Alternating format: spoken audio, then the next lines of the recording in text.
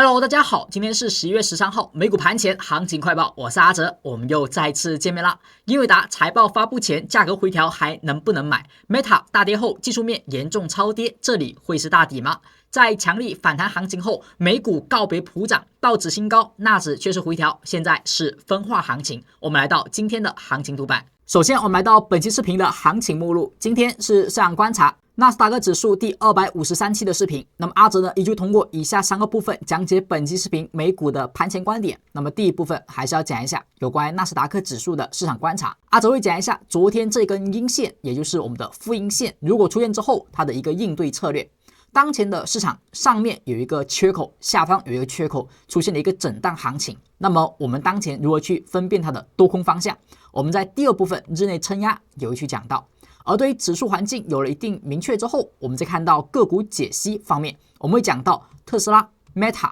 英伟达、博通、AMD、HOOD、HMS、APP、Circle、PLTR、Coin、CoreWeave、FIG、阿斯麦、MSTR、谷歌、亚马逊以及 SMCI 等以上的个股标的。阿哲会通过波段和短线方面进行解析，希望对您能够有所帮助。如果您是一位新同学，首次呢来到阿哲频道观看阿哲视频，那么阿哲要有一个温馨提醒，您会看到我们目录当中所涉及到的标的会比较多，但是阿哲也知道您不是每一个标的都感兴趣，所以呢阿哲把每一只标的的段落、时间轴都已经写好了，您点击对应的时间轴，那么可以选择优先观看某一只标的，希望对您能够有所帮助。不过第一部分希望大家不要错过，不要随意的跳过，因为这一部分很关键。目前的市场陷入了一个震荡行情，除了技术面的一个原因之外，其实很多时候是市场的资金在观望英伟达本次财报的表现，在下周发布之后，它可能会有一些大的波动产生。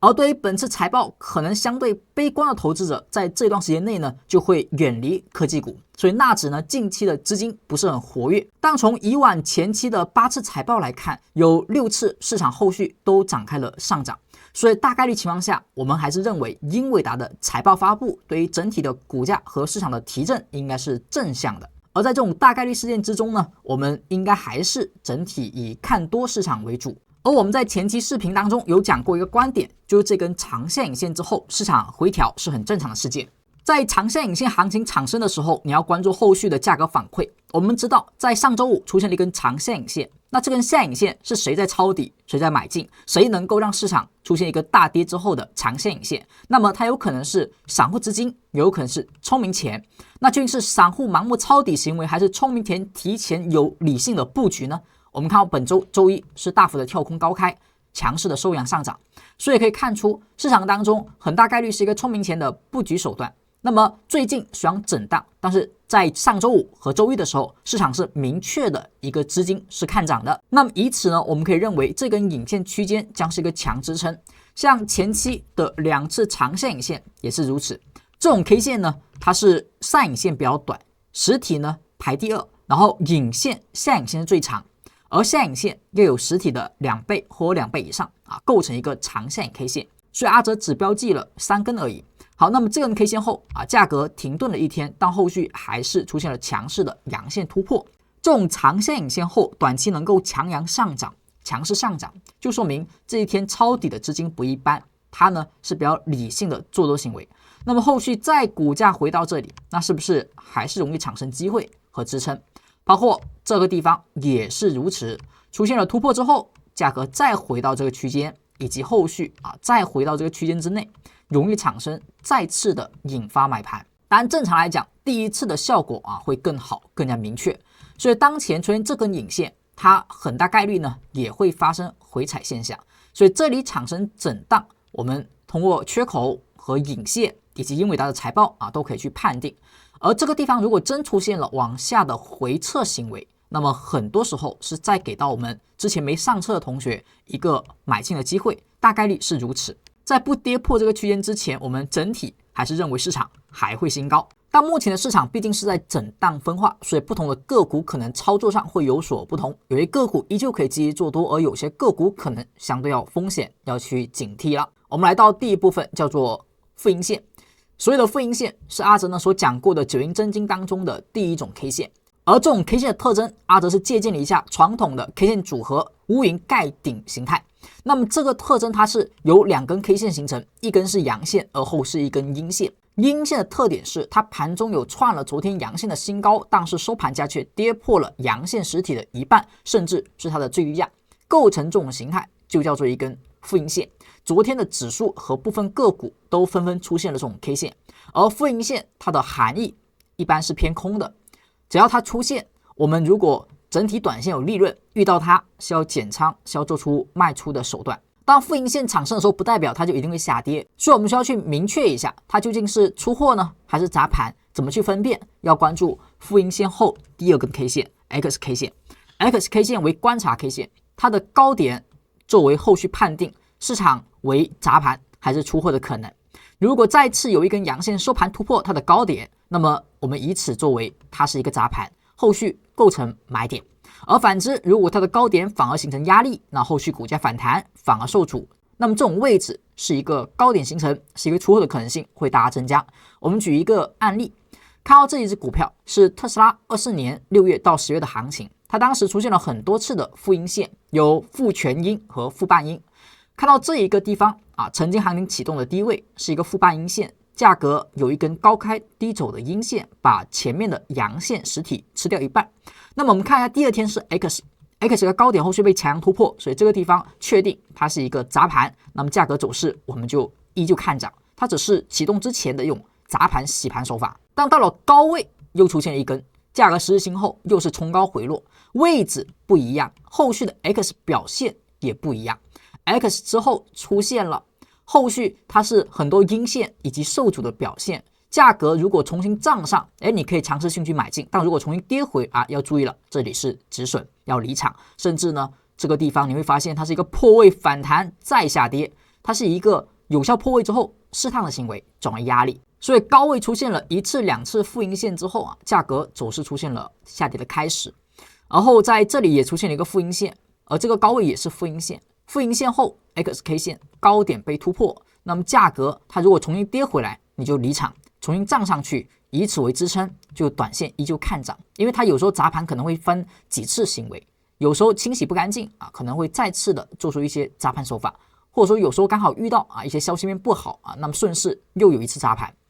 好，那么价格走势在高位的时候又出现了负阴线，那么这里它的 X 不能够有效的突破，那么就是一个风险，要小心负阴线后 X 转为压力的那种状况，特别是在高位和上涨加速之后。那目前呢，我们所看的是纳斯达克指数的日线图表，在日线图表当中，昨天就是一根负阴线，它是一根高开，是吧？创了昨天阳线的新高，但是收盘价却吃了阳线的一半，所以它是一个负半阴线。好，这根 K 线产生之后，我们一般在反弹当中出现，那么要减仓行为，小心它出现的是一个真实的出货现象，那么后续呢可能就会出现下跌。我们说这里呢是聪明钱抄底现象，那么一波上涨之后，那么其实短线的获利已经不错了，这个时候出现负线，你就要小心了，它不一定就不能是出货现象。好，前期这里呢也是一个负线，好，负线之后第2天为 XK 线的高点不能突破，小心构成压力的负阴线。包括前期这些位置也有负线，负线产生 X 不能突破就要小心了，这里是冲高回落。好，这里呢又是一个下跌后的负线，负线后为 X 高点被突破，那么价格走势继续看涨。负线产生之后，我们去关注的一些节点，包括这一波行情曾经的启动点，这里其实也是一个负线，在负线之后价格为 X 后被突破，所以这个地方可以看涨。那么这里也是负线，而且是上涨过程当中产生的负线，负线后 X 构成了压力，所以这里产生了一个负线后它的一个高点的调整，负线为高点和负线为低点都是有可能的，关注的是 X 之后价格的反馈。所以以上呢就是对于负线目前市场出现这个乌云盖顶 K 线之后我们怎么去处理，希望这个观点能够对您有所帮助。而您手中如果有一些个股也出现了，也可以用这种方式去判断它后续的短线走势是出货还是砸盘，哪种概率会更大。要小心，如果你手中的股票出现负线，但是 X 高点是产生压力的话，短期小心是出货的可能性会大增加。那么听到这里，如果这个方法对您是有所帮助的，那不管是新同学老同学，那么都可以为阿哲的视频点一个赞，那么留下您的宝贵评论支持阿哲的创作，感谢您的点赞评论支持。当然，如果您是一位新同学，那么在学有所获的情况下，阿哲也希望大家也可以点击一个订阅。在茫茫人海当中相见，我们并不容易，所以阿哲希望大家如果学习感觉有所帮助和收获，也可以看到阿哲视频之后点击这个订阅按钮，成为订阅粉丝关注，那么我们的缘分就不只是首次的相见了。未来阿哲的每一期视频，你都可以去认真的学习和关注。只要您点击订阅，然后点开这个铃铛，每一期视频，那么阿哲在发布之后都会第一时间通知到您，这是我们粉丝订阅同学的一个专属权限。也感谢您第一次相见就能够订阅阿哲频道。那么接下来我们来到第二部分，第二部分我们要讲一下目前短线在日内来看它的多方和空方的强弱之变，就是阿哲每期视频和每天的盘前观点当中都会讲到的一部分内容。在本期视频当中，阿哲会告诉大家关于目前纳斯达克指数它的短线支撑和压力，以及呢后续个股也会告诉大家他们目前今天要关注的支撑和压力位是什么，它会影响多空之间的方向研判。我们目前看到这个图表，图表的右侧就是阿哲对于每一天纳斯达克指数 K 线的一个多空之间的一个标记，标记绿色 K 线的为多方强势，红色 K 线的为空方强势。而这个标记是从何而来，有什么依据呢？我们看到左边的这个图板，左边的图板是阿哲在昨天盘前所写到的美股盘前广播，这条信息阿哲是每天开盘，只要美股开盘，阿哲就会写。那么写到现在也有1年多了，一直在坚持，没有断更过。而阿哲呢，也是把它当作是一个粉丝订阅的福利来去赠送给各位。如果您是刚才订阅了阿哲，好，那么这一份福利您就可以拿到。您找到助教老师去报名，那么1个月的时间内，您就可以免费在每天盘前都收到阿哲这条信息。希望这对您也能够产生一些帮助，这是我们的粉丝订阅的限时福利。阿哲昨天呢有提醒到，市场在周三的时候是一个变盘日，那么在本周后半周要小心可能会有风险的出现，特别是纳斯达克指数上。在本周周一，阿哲在美股开盘之前也发布过一条信息，当时就有讲到周一周二是市场容易出现反弹的时候，而从周三开始市场将慢慢的面临风险。那究竟会不会有风险，这是预测的一个部分，那么我们需要在本周实际价格走势当中去跟踪，但我们要注意了，后续要相对小心，因为价格上在周三出现了负阴线结合时间的预测和价格的变化，我们还是要有所注意的。在英伟达财报发布之前，这种混沌的阶段，整体操作要小心一些。如果实在看不准，那么可以以减仓为主，而不要随便的买进。而我们看到后续其实也有写到一些个股的观点和关键的支撑和压力位，但这个呢，我们先不作为重点，大家日后有空的时候可以去好好去看一下。我们看到第三部分，第三部分是关于3只标的它们的支撑和压力位。这正常来说会写到纳斯达克指数、特斯拉和英伟达。那么这一个高点压力和低点支撑，它的作用就是我们去研判多空短线的风险。那怎么去使用呢？您看一下每天的股价的收盘价和阿哲盘前所发布的这一个点位去比较。如果收盘价突破了高点压力，那么说明市场的多头是强劲的，突破了这种压力位，那么阿哲会标记一个绿灯 K 线在图中去显示。反之，如果收盘价跌破了低点支撑，那么就会标记一个红灯了，说明风险开始酝酿，空方开始转强，多方有变弱的情况。那么 K 线底下会标记一个红灯 K 线。所以从近期的行情走势来看，市场只要出现红灯，整体呢以减仓为主，以防守为主。而转为绿灯，那么后续只要保持绿灯，保持无灯，那么不转为红灯，我们就积极看涨短线。那我们看到这一波调整的开始，它是由一个红灯引发，而反弹时呢，虽然有绿灯，但是却不是阳线，所以不能构成一个多方真正的强势，它是一个冲高回落，无法去有效突破压力位。后续只要保持红灯，就保持市场的一个风险，所以这几根阴线其实都能够去规避。到了这天出现了阳线反弹，有绿灯，好，这里可以尝试开始做多，后续只要保持绿灯就保持看涨，而如果转为红灯就要撤退了，等待再次产生绿灯，而后我们去看待绿灯的延续。当然我们在之前的盘前广播当中以及盘前视频当中有讲过，这一天其实就构成了一些交易信号。当然了，当时的交易信号更多是集中在英伟达和皮尔 TI 当中。好，那股价目前的一个上涨，我们从红绿灯的角度来看，市场目前是不是还是一个无灯状态？也就是说，在这一根绿灯之后市场其实还是多头看涨的。它如果出现一根红灯，我们再开始防守。当然了，从 K 线的角度，目前虽然昨天没有跌破支撑位，但是它是一个冲高回落，而价格走势虽然它不是红灯，但是多方动能从 K 线角度来讲，它是一个负阴线啊，所以整体从左侧来看呢是有所走弱。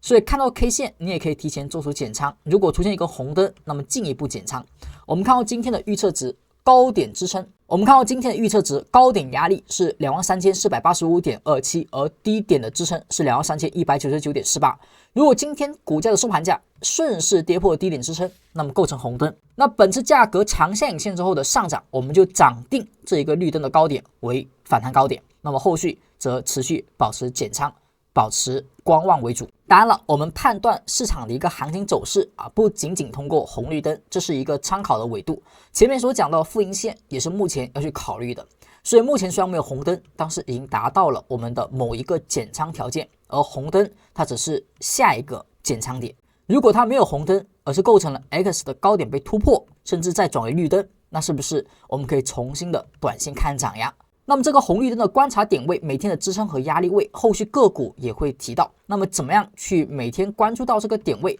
那如果您是订阅粉丝同学，那阿哲呢这里再次的详细讲一下。您可以看一下我们视频底下的评论区，在评论区当中有一条置顶评论是阿哲所发布的，在评论中就有助教老师他的一个联系方式，您找到助教，给他发送一个盘前的领取口令，那么他就会告诉您怎么去激活我们的粉丝订阅权限了。激活粉丝的福利权限之后，您就可以看到我们的一个盘前广播信息。您如果点击右上角弹出的小卡片啊，同样也可以找到助教。那步骤呢是一样的，找到助教，激活权限即可。那么这里阿哲强调一点，就是您所激活的权限呢，不仅仅只有盘前解析。一般您订阅阿哲之后啊，目前是涨定会有2重福利。第一重福利是盘前广播信息以及每天的点位预测，阿哲的一些个股观点会有文字方面去表述。第2重福利呢是视频和直播课程，我们会把一些更加进阶的技术分析知识点会不公开的为大家去分享。您只要是订阅粉丝同学，那么您就能够学到这些进阶知识，找到助教，同时也可以去领取到我们的内部直播的听课链接，这是不对外公开，只有订阅同学才能够学习的。我们每周的课表课题都不同，主题也不同，而本周我们会通过技术分析、价量时空几个维度去讲一下四维操盘体系。从本周的周2开始，在周6去结束，总共会有5节课程，而这一课程内容都是以直播加回放的方式来进行的。如果您的时间时差没有问题，那么可以听直播，效果会更好。如果您有时差的问题，也可以在每天的课后去找到助教领取回放来去认真学习。希望这些阿哲和阿哲团队老师所精心准备的知识点，能对订阅粉丝同学有一个帮助。阿哲也希望您在首次订阅阿哲之后，就能快速的进入到一个学习的状态，让您在技术分析的学习上快速的进步。那么接下来我们看到第2部分，对于指数环境有了一些分析的方案，目前是负阴线构成减仓条件，下一个交易日如果出现红灯 K 线，则继续构成减仓。我们虽然说下影线有支撑区间，但是如果往下走的过程当中没有出现买点，我们也尽可能还是要控制仓位，等待更好的位置上去重新买入个股。我们看到第2部分的第1支标的是特斯拉，特斯拉最近其实还在维持震荡，所以整体市场资金呢有点相对的撤离或者说逃离这一方面了。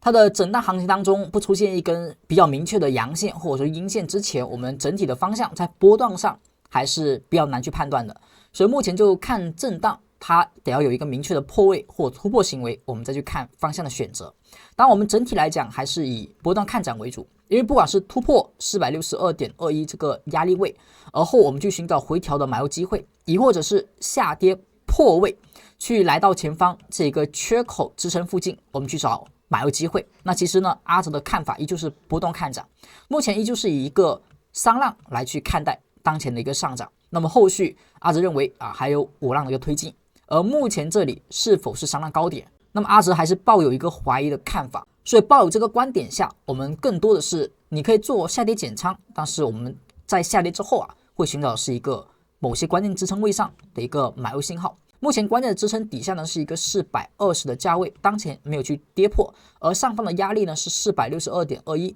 它也没有去有效突破，所以这个地方我们去等待一些关键的 K 线产生，在没有这种明确波动之前，短线可以去做震荡，但是波段呢我们下跌减仓，但是整体来讲不要随意去加仓，除非有明确的方向性 K 线产生。那我们看到短线上如何去看待？目前呢我们看到是一个特斯拉的一个行情走势，当前的市场其实从短线来看是偏空的。我们看到它虽然有很多红绿灯，但是因为短线目前是震荡啊，所以它的一个红绿灯的一个钝化现象比较明显。我们不以此作为主要判定，我们看到一个中短线的一个趋势指标叫做彩虹带，彩虹带目前是一个紫色带，那么就说明它是一个多头行情。那多头行情下，它有时候有支撑，有时候又没有支撑，所以它在中短期也是一个震荡。那么震荡格局下，你要小心了，它转为压力的时候。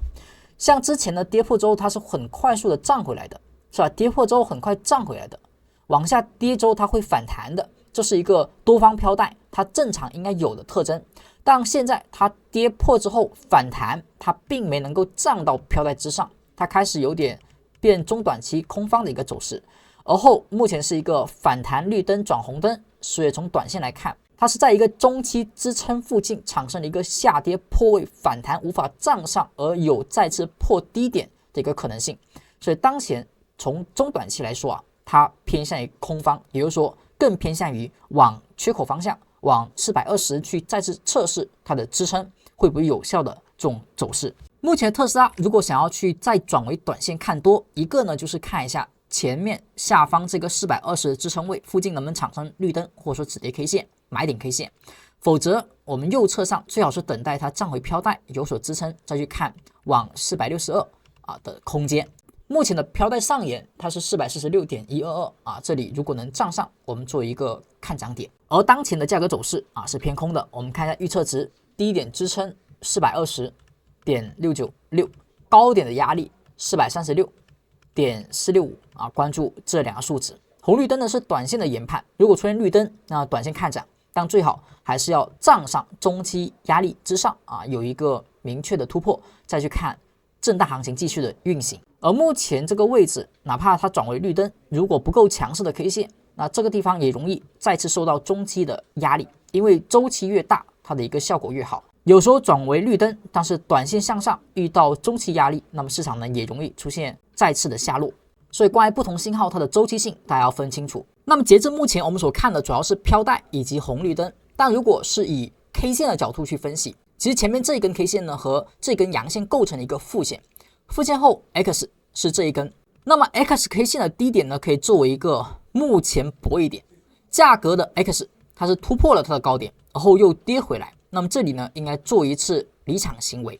那么 X 的低点被跌破之前，我们在这里还是可以去关注一下，如果能够有一根阳线收盘站上这个 X 的高点，我们其实这里还是可以去看涨，看涨的目标位就是462这是从 K 线的角度我们去分析的。它站上的同时如果有绿灯，那么就更好了，第一次没有突破成功，第二次就大概率可以构成有效，那么这个 K 线就以洗盘砸盘来看待。接下来呢，我们再看到下一只股票，目前所看的是 Meta 这个股。 Meta 呢，它经历了一个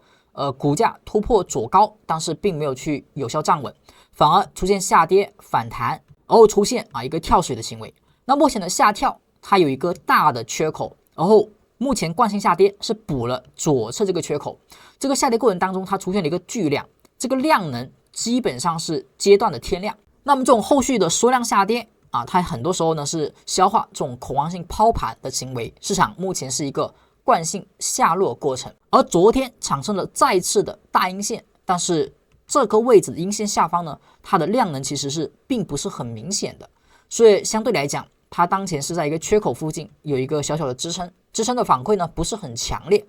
而如果跌破这个缺口支撑，那么下方就得看到这个缺口附近。当然，等等空间上呢，我们会具体给一些数值。那么当前的 Meta 是否能够去抄底？那目前的 Meta 是否有机会成为大底？从价格的量能来看，它这个惯性下跌，如果整体的恐慌性抛盘消耗的差不多，是有机会产生不错的反弹的。我们先看一下空间方面，它的支撑除了这个缺口底下还有哪些关注的点？我们目前所看的是 Meta 的一个走势 ，Meta 的一个走势下有一个关键的区间是通过奇门九价来去看到的，它分别呢是压力 C4 和这一个支撑 C4， 是整个波段当中一个比较大级别的支撑和压力位的共振带。我们可以看到这一个支撑它是 586.056， 而这一个压力它是 588.152， 这两个价格非常靠近，所以它构成了一个共振的区间。不管是从上涨回调来看，还是下跌来看，这个区间将会构成一个强支撑区。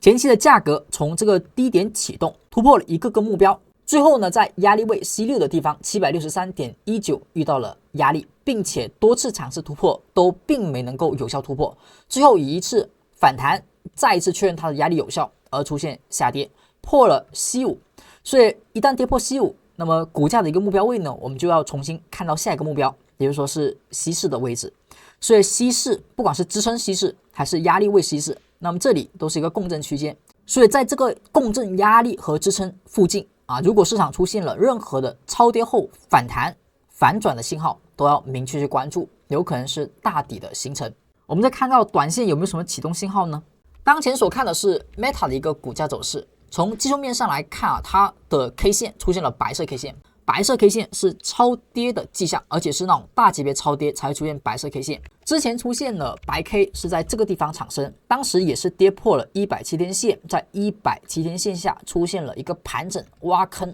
而后出现再次的启动新高行情。而当前也是170跌破有效，在170下是否也再次会是个挖坑呢？所以我们要关注刚才所讲的那个支撑位附近，它会不会出现白 K 的超跌反弹，白 K 的一个消失反包。那白色 K 线产生之后，一般我们怎么去做交易的？我们需要看到前面这里白 K 消失，白 K 然后能够被突破，这是一个启动信号。那么后续把白 K 内的低点作为防守位，作为波段的一个底部反转的起点。所以当前我们就把白 K 作为关键点，而后白 K 只要消失，白 K 出现被反包的现象，我们就开始关注了，在那个区间附近要做一些买入信号。我们目前来看一下，当前这个地方白 K 是有突破的，但突破 K 线呢不是一根实体阳线，它的力度相对比较弱，有点像是假突破，所以价格走势再次回落。我们更希望的是一根不错的实体阳线，而不是这种小小的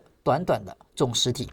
所以如果想要抄底买进 Meta 的同学，可以等待那么一根强势的阳线反包产生，而后再去做波段的底位建仓布局，这是一个不错的策略。而目前也有可能是一个不错的位置，所以 Meta 我们可以后续呢多多关注。那么关于这些个股，我们更多的红绿灯其实就只是做一个研判作为一个短线止跌，它不作为波段这个建仓的一个信号。但是阿珍还是给一下各位低点支撑 597.78， 高点的压力是619，关注这两个点位。下一只股票我们再看到英伟达，英伟达的一个整体走势，它是一个新高之后股价的一个回调。那目前来看呢，是以回调为主，它前面长下影线刺到了左边的这个高点，而后出现 IR K 线是吧，是一个买点。那么市场出现反弹，站到了左边这一根阴线的高点附近，产生了一个回落回调去试探。那目前这个行为，我们还是以整体偏多来看待，因为下方的一个缺口，我们说缺口产生呢，它将是一个真空区域。这种真空区一旦回来的时候，价格是容易出现买盘的，所以它这两天出现了一个下影线，价格回落确实也出现了长下影线，而构成了有人在买进的这种观点。那么这种情况下，价格就差一个再次止跌的 K 线。当然不是说下影线直接买，这个呢就有点激进，不是说不行，而是如果这种买点呢，一般就偏左侧，左侧最好是分仓去买进。在出现一根实体阴线完全砸破这个缺口之前，我们依旧保持这个观点，在这个缺口之内会有买盘涌现，而等待止跌阳线再次构成右侧看涨点，在此之前呢，则作为左侧看涨点。而本次的这个缺口目标，我们依旧是看到它会去试探上方的缺口是否能够回补有效，如果不能够完全回补，那么这一次的回落将是比较恐慌性的。所以当下呢，有两个情况会比较的吓人。那么第一个就是上方缺口无法回补而产生压力，收阴线再次回落，这是一种要小心的。第二种就是这个缺口呢，虽然有买盘，但是不够支撑，而市场后续出现一根阴线砸穿，那么这是比较恐慌的。而后还有一种就是市场直接来一个跳空缺口，跟左侧这个缺口呢对称，构成一个相对不太标准的倒形缺口。好，这种呢也是有点风险。在这几种情况产生之前，其他的时候我们还是整体以多头来看待目前的英伟达。当下再次的一个买入点，只差一根阳线。我们来看一下它的红绿灯表现。当前我们所看的是英伟达的股价走势。英伟达从波段来看，它也是一个多头，因为它的飘带是紫色带，紫色带走出了下跌中的绿灯，是不是构成一个买点？我们虽然红灯是偏空的，但是整体趋势来讲，如果是在紫色带附近，它属于中期的多头，那么红灯的含义就会改变，它不是一种风险。在飘带附近的红灯说明是一种相对的趋势乖离的修复，而在飘带内的红灯，它的减长信号会弱一点。我们更多在一个上升波段当中找到的是回调行情当中的绿灯为主，而红灯更多的作用是下跌趋势黄带的时候反弹我们可能去找一下红灯它的一个下跌的初始，所以这是一个中线中的一个短线信号。所以目前股价回调，我们要小心的是高位在滞涨在超买之后的红灯 K 线，价格走势已经在飘在附近了，再出现红灯，它的一个下跌的一个效果，或者说它的风险提醒呢就会弱一些。好，那这种情况之下出现的绿灯作为关注的对象，所以当前呢以绿灯买点为主，而价格走势除非再跌破飘带否则这里还是以短线回调看涨买点来看待。当前的价格呢在飘带内出现了不断的震荡，但是飘带下沿目前还没有被跌破，下沿呢是 190.717 这里可以作为一个支撑。整体我们可以再等待一个绿灯 K 线站回飘带之上，而做一个再次的加仓买点。当然这是一个右侧的，目前的飘带上沿它是 195.127， 而它的绿灯要怎么产生呢？低点的支撑是 192.465， 而高点的压力是 197.225， 关注这两个数值。以上呢就是关于特斯拉、Meta 和英伟达的行情解析。那么接下来我们看到第三部分，呢，我们第一支标的是博通。当前我们看到博通的一个行情走势，价格走势是不是也是一个回调紫色带？只要市场是一个紫色带，那么就是属于中期多头。那么中期多头下，我们在飘带附近找到的是一个绿灯的买点，所以当时呢这两个位置我们都有讲过它的一个买入的机会是一个回调看涨。好，那么当前也是如此，价格走势在飘带附近出现了绿灯。好，这个 K 线虽然不是很好，但它也说明市场止跌在飘带附近是一个回调找买点的机会。这根 K 线呢，它的一个实体比较短，所以不构成直接的买进，但当时这根阳线是可以的。因为这根 K 线呢，它是一个 IR K 线所以可以构成买点，所以价格走势以此作为一个防守位，不跌破的话，这一笔买单我们可以先拿着。而当前的走势，它出现长线线之后也是有所反馈，所以当前区间内它就作为一个支撑。而我们看到近期两根 K 线它是一种缩量的行为，价格走势呢是一个缩量跌破飘带，但是它又是一个运线，所以方向性不算很强，我们以运线做对待。那么这个大 K 线的高点和低点作为方向，收盘价突破这根大 K 线的高点，并且有绿灯站上飘带，实体阳线还 OK 的话，它可以作为再次的加仓点。反之，如果跌破，那其实也同时会打掉前方的止损，那我们在这个影线区间再去找其他的进场点。当整体因为飘带为紫色波段看涨的情况下，所以我们整体还是以找买点为主。这里呢也还是一个绿灯，而不是一个红灯所以整体的调整还不算很强。我们看一下预测值，低点的支撑是 353.45， 高点的压力是 360.64关注这两个数值。同时呢，对于博通我们也可以从空间的角度来作为一个简单的分析。那么还是以奇门9价来看待，从短线来看，我们以这个高点测支撑位。那么第一个支撑呢是 348.16， 股价如果在上涨回调当中连第一个支撑都无法跌破，那么这个位置的调整一般是相对合理，它就是一个波段下的一个正常回调。所以 348.16 呢作为一个防守位，在收阴线跌破之前，我们整体看多为主，因为跌破之后它可能会空间打开到 C2， 或者说最少到 C2 的一半那个时候呢我们再去寻找机会。所以当前第一个支撑呢，我们看 348.16， 这是空间上的。而从大的级别来说，它为什么最近博通这里出现了一个滞涨，或者说不太容易突破呢？因为它左边 382.68 是一个第7个压力位，从底下上涨以来，而这个压力位它目前依旧没有去有效突破所以我们要看一下它这里要么在停顿之后出现突破有效，就往上去进攻去突破，要么就是跌破这个支撑，然后我们往下去看到下一个支撑，前方这个支撑位它如果有效跌破第一个支撑、第二个支撑，那么往下就有可能试探它。所以我们要小心的是，一旦这里不能够产生买点去向上去突破，所以一旦跌破你是一定要设止损的，否则它如果真的一路往下要去试探大级别的 C6 的这个支撑的话 289.037， 那么空间可不小。所以这是每次交易一定要做好止损的一个原因。那么接下来我们再看到下一只股票是 AMD。那么昨天 AMD 呢出现消息面的刺激，而后产生了一个不错的上涨，出现了9个点的涨幅，并且量能也出现了释放。市场在一个上涨过程当中出现了回调，而后只要是绿灯，我们就以买点为主；而市场只要它还是一个紫色飘带，就以上涨来去看待。当然，它目前是没有新高的，股价回调，而后产生了继续的启动。目前是绿灯，就看涨。之前呢，在飘带内出现红灯，但我们说过啊，飘带内的红灯它相对风险提醒信号呢不算很强。如果做短线的话，你应该在上方飘带之上就做减仓，到飘带之内呢，主要是找绿灯的买入信号，除非它飘带跌破有效，而后续转为其他的这个颜色，转为黄色带、空方带，那个时候红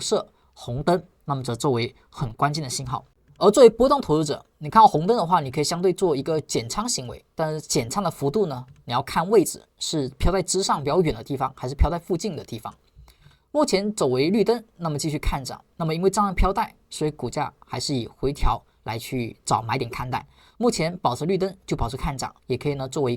一次加仓，因为重新账上飘在之上。我们看到预测值低点的支撑是254.445。高点的压力是267.955，关注这两个数值。下一只个股，我们再看到 HOD 呢就转为了一个黄色带，并且这黄色带呢出现了一个破位反弹，有效是滞涨，然后出现红灯。在黄色带出现的红灯啊，就是作为小心的信号了。而在高位出现滞涨之后的红灯啊，也是要注意它是一个压力。所以当前的 HOD 啊，相对来讲就是一个震荡行情。在一个强势飘带趋势之下，出现了一个长时间的震荡，这种震荡已经把资金有所消耗，所以我们来看一下它前方的这个下影线，是吧？它是一个长下影线，而且突破，所以这个区间呢是有支撑的。那么价格走势在上涨之后无法去突破飘带，走回落。那回落过程当中，你就继续看一下前方影线区间将是一个支撑区，如果这里回调能够止跌出现不错阳线，那么其实它还是有机会走到震荡的上沿。而这个地方如果不能止跌，而是反弹飘带走出下落，那么说明这个震荡区间之前还能够回到前高附近，而这一次只能回到一半，那么是不是空方变强，多方变弱？那么如果选择下破一根阴线，跌破影线区间，那么就会彻底转为一个下降趋势。一个上行趋势在转变行情的过程当中，它不是说直接转为下降啊，它有时候会先走震荡，然后再选择是向上还是向下。所以当前这个走势你要小心，它如果真的只能回到一半，那么这里反弹下跌走阴线破位，就彻底转为空方趋势。那么这里呢，我们就最好还是希望它能够受前方下影线止跌，然后走出绿灯，再次看涨到上沿附近，才有机会呢在震荡当中再次走为上升趋势。我们看到预测值低点支撑是 130.655， 而高点的压力呢是 136.165 啊，关注这两个数值。我看到下只股票是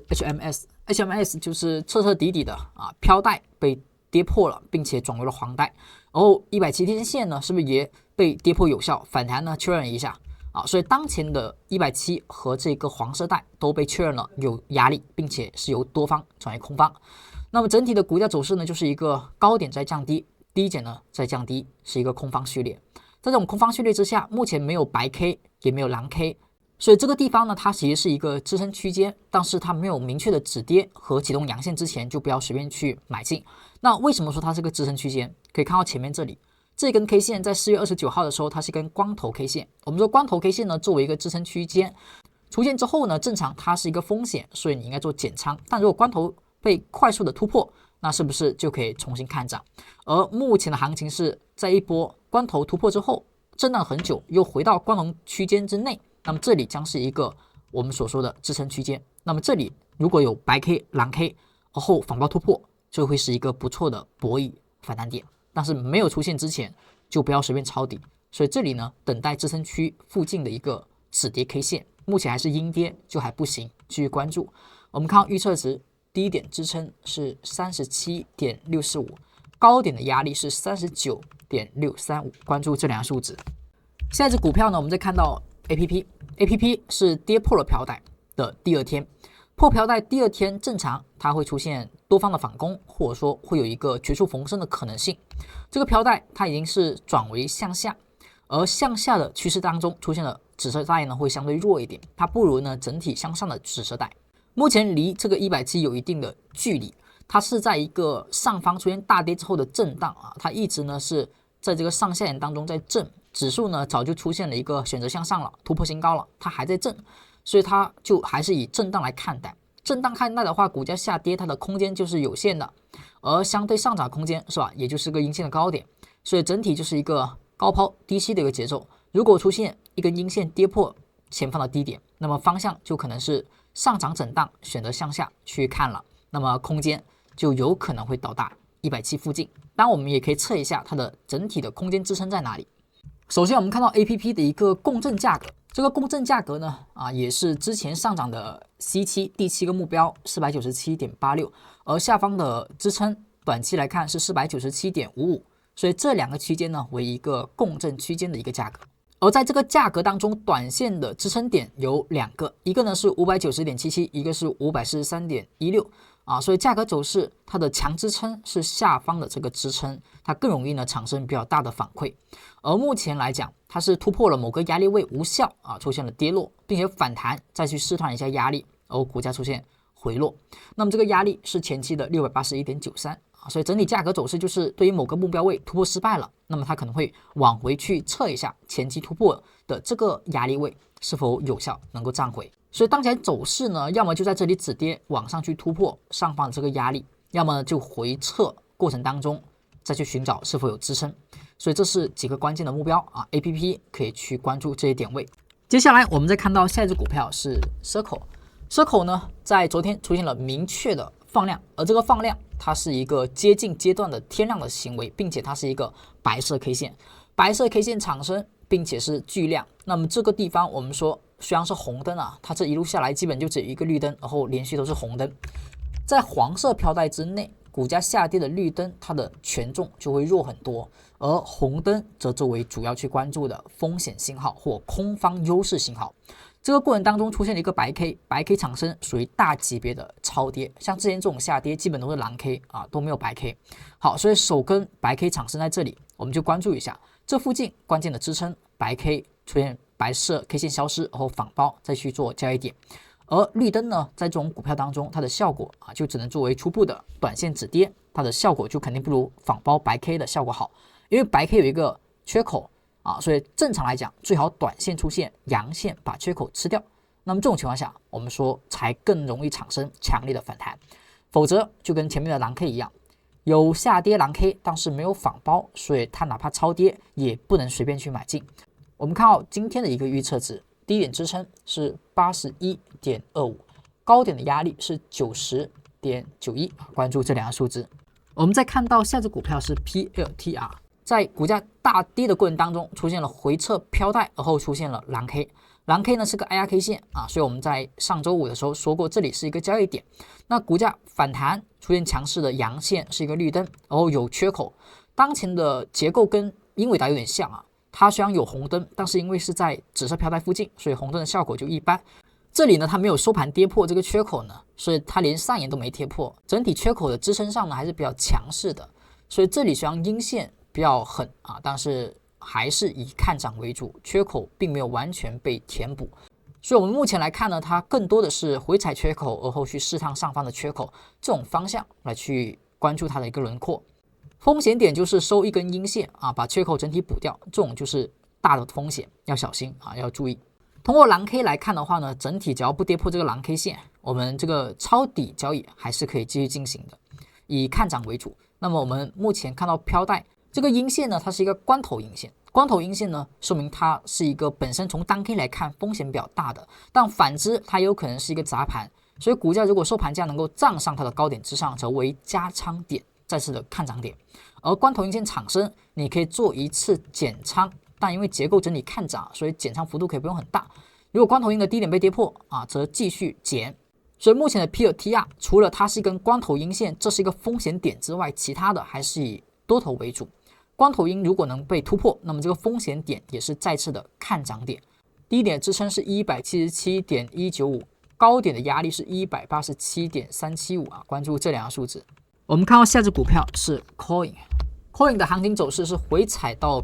170均线附近出现了止跌 IRK 线，然后反弹有3根阴线。目前这里呢，它的回调是缩量的阴线，而170不跌破的情况下，这里呢我们是以抄底作为主要的方向的对待。阿哲认为这里它的位置是属于偏低的，而它有出现 IRK 线的交易信号。目前的回调力度还不算强，量能是缩量，所以整体来讲，这里的低位可能性会更大一些。只是它的飘带是一个黄色带，所以这个地方你的买进是左侧买入，而如果右侧看涨的话，最好是能够破飘带、回踩飘带、转支撑，再去右侧看涨。这个区间之内都属于左侧买进的区间啊，但只是左侧风险会偏高一点，以170作为防守。我们看一下再次转绿灯的一个地方，低点支撑297.71，高点压力是307.75，关注这两个数值。我们再看到下只股票是扣二位是不是也出现了放量下跌，而后进入白 K， 而后它也是在左边的影线区间，目前产生了白色 K 线，是否会止跌出现反包 K 线，是一个关键的节点。它当前还没有创新低，所以它属于二次回踩的可能性还是有的。当前的价格也是放了一个接近天量，或者说它已经是天量了，所以价格走势这个地方还是要看一下的。量能放出巨量，一般方向容易出现改变。看到白 K 是否能够被反包突破消失啊？如果有，这里超跌反弹空间可以看到115.662作为第一个关键的压力位。好，我们看到预测值低点的支撑是81.785，而高点压力是88.965啊，关注这个地方的白色 K 线的信号。下一只个股再看到 FIG 整体是下跌啊，虽然也有放量啊，但整体它的 K 线实体不是很大，在底下出现了3根长线，并且3根 K 线的实体都比较短，有可能是一些低位的信号。但这里也一样的，它虽然有一些止跌的现象，但一直没有强势的阳线产生，所以这里还要等待。它同时没有蓝 K 和白 K 啊，所以整体的止跌效果可能会不如扣位。我们看一下预测值，低点支撑是42.7，高点压力是44.71，同时它离飘带比较近，所以第一个压力位会靠的，所以第一个目标位呢不是很远，47.772，所以这是个关注的地方。当前的量能有点偏向于低量啊，接近低量。看到下一只股票是阿斯麦的位置比较尴尬，它是在一波加速行情之后远离了170天线，并且目前突破呢不是很强劲，所以阿斯麦是有可能构成一个我们说假突破，然后形成一个高点的区间的。蓝 K 出现了，蓝 K 被突破了，但是突破之后呢，它整体是没有太多反应了。之前这里也有蓝 K 突破啊，价格走势突破之后，它其实就很快脱离，这种是比较不错的一个回调买点。当前虽然也有蓝 K， 但是如果要买可以买，但是仓位肯定是不能太重，因为它的位置偏高了，并且已经走了很长一波的加速上涨，所以这里呢最好也是震荡，再次启动的可能性会低一些。所以当前不作为主要的做多标的，仓位不用投入很重。目前是绿灯，而后是蓝 K， 所以整体还是可以以回调买点去看待。我们看到预测值，低点支撑1031.28，高点压力是1044.75，关注这两个数值。我们再看到下只股票是 MSTR 空方的序列，并且没有止跌 K 线啊，170呢离得比较远，而后黄带离得比较近啊，第一个目标位或压力位是256.681作为第一个压力，但它整体来讲没有止跌 K 线啊，只有一个 IRK 线，并且目前左低好像要跌破有效了，所以这个地方风险还比较大，不能随便的做多它。看一下预测值，低点支撑214.685，而高点压力是229.725，关注这两个数值，不作为做多的一个标的啊，除非它有明确的反转信号出现。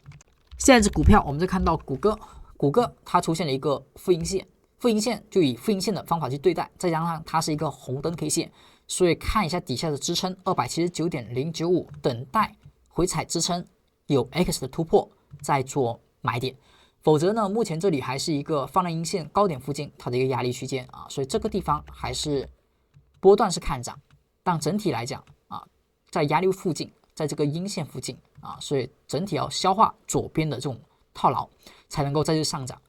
目前依旧趋势看涨，但不好加仓，没有太多的上车点位了。低点支撑是281.915，高点的压力是289.895，关注这两个数字。我们再看到下只个股是亚马逊，亚马逊它也是一个负线负线之后 X 等待买点，它的回调止跌点第一个目标是240.484，如果能够 X 出现回踩，并且有 X 的买点，那么我们再去看涨。当下呢，它出现了负线，那么依旧是风险为主，所以做减仓信号。前面这个地方出现了绿灯转红灯你要去减仓，小心对飘带的乖离修复。目前修复了，又出现了绿灯转红灯所以要小心继续的修复。它有时候不一定只是回踩飘在上沿，有可能会去下沿，所以这个地方有减仓信号就还是要减虽然离得不远，但是最好还是减一减，毕竟是加速之后的一个红灯。靠预测值低点支撑240.665，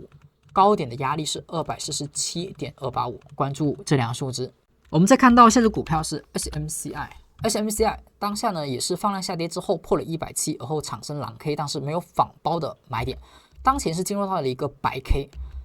产生而后呢是在左边这个相对的放量的区间之内所以这个地方会有一个支撑的一个效果。当支撑归支撑，没有仿包，没有启动阳线之前呢，不要随便去买进。我们看到当下要等一根仿包阳线消失白 K 再去看涨。上方的一个压力是170，还有这个黄色飘带下沿45.676所以这个地方看一下，低点支撑36.802，高点压力38.68，关注这两个数字。以上呢是11月13号美股盘前行情快报，希望对您能够有所帮助。感谢您的点赞、评论以及订阅，我们更多精彩内容下期再见，拜拜。